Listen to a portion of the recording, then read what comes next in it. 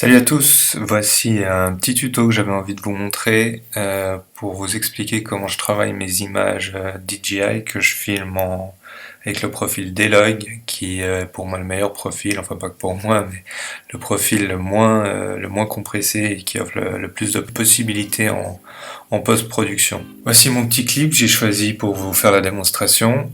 C'est des images que j'ai fait dans l'Oberland bernois, où je m'approche tout simplement d'une cascade. Donc moi je vais vous montrer comment je procède pour travailler ces images.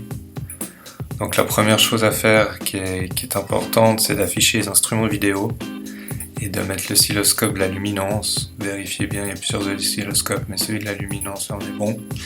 Avec comme règle de base, c'est de rester entre 0 et 100. Donc dans votre palette d'exposition, si vous voulez des couleurs, ton clair, ton médium et puis ton foncé. Donc là on voit que je suis un peu surexposé.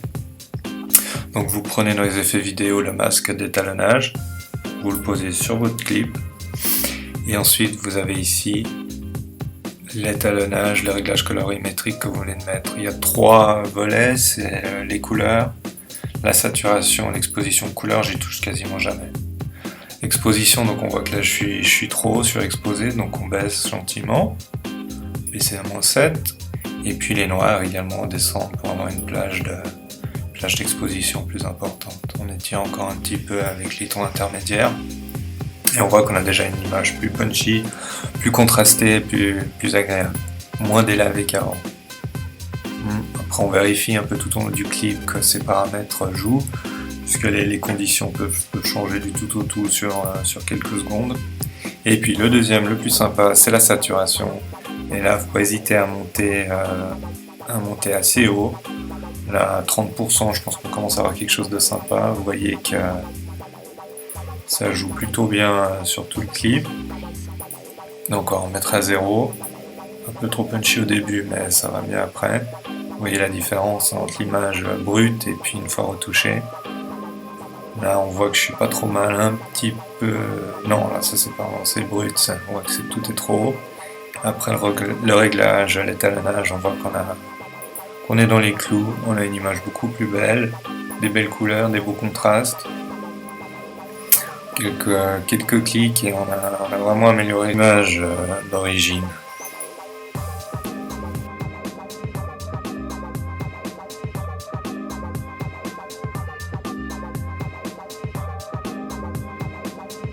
On peut faire ça avec un autre clip.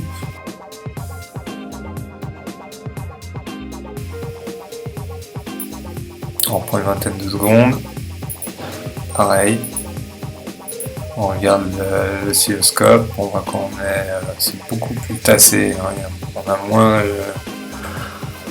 On a moins de lumière sur toute la plage. On va voir ça avec le réglage. Voilà.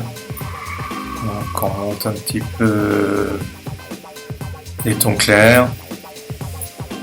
Voilà, jusqu'à la saturation. On monte les tons clairs.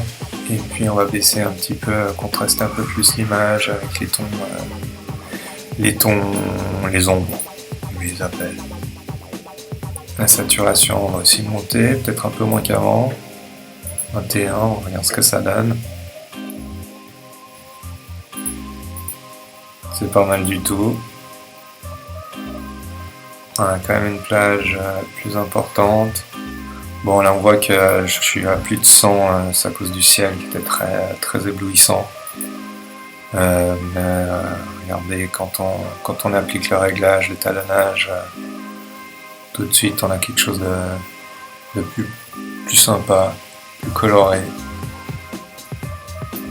Voilà, sans et avec. Les couleurs ressortent mieux.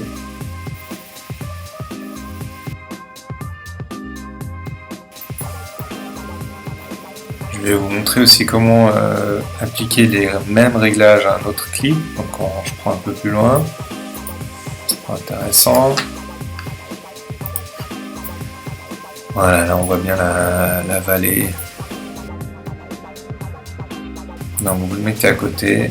vous cliquez sur votre clip qui a déjà été étalonné, vous faites copier et là vous collez les attributs. L'étalonnage, effet étalonnage 1, coller. Et voilà, votre clip a les mêmes réglages que celui d'avant. Donc voilà, celui d'origine en délog et une fois étalonné. Sympa, hein, c'est quand même. Ça vaut la peine de passer un peu de temps à étalonner ces images parce qu'on n'a pas du tout le même rendu. On peut même monter encore un petit peu la saturation. J'aime bien les images quand elles sont un peu pétantes, on voit bien la différence. Il n'y a pas à dire. On voit que par contre quand même le ciel est troublant, hein. Là je suis trop haut dans les tons clairs. On va aller voir ça en exposition. On va baisser un petit peu pour revenir à 100, voilà. Là on a quand même un peu plus, on voit un peu plus la forme des nuages, c'est moins mauvais. Avant et après un petit étalonnage. Comment rendre vos images encore plus belles. C'est pas compliqué, c'est sympa.